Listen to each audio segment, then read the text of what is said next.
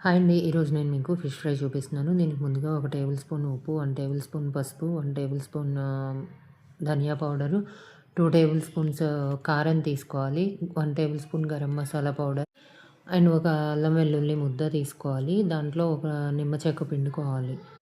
అలా పిండుకున్న తర్వాత వీటన్నిటిని బాగా కలిపేసుకోవాలి.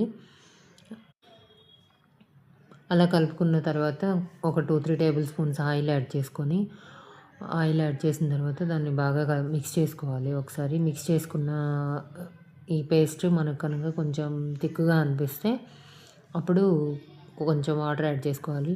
అది ఎలా అంటే మరీ థిక్‌గా, మరీ లూజ్‌గా కాకుండా లైట్‌గా ముక్కలకి పట్టే విధంగా చేసుకోవాలి ఆ పేస్ట్‌ని.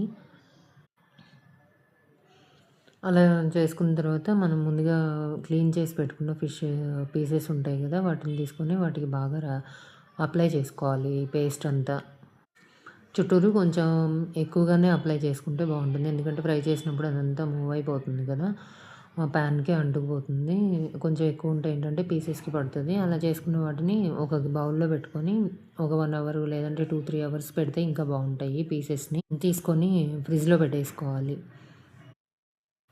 ఇలా మ్యారినేట్ చేసి పెట్టుకున్న ముక్కల్ని ఒక ప్యాన్‌లో ఆయిల్ వేసుకొని పీసెస్‌ని వేసుకోవాలి.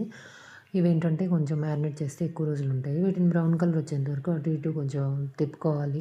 బాగా బ్రౌన్ కలర్ వచ్చేదాకా. ఆ తర్వాత తీసుకొని ఒక ప్లేట్‌లో పెట్టుకొని లెమన్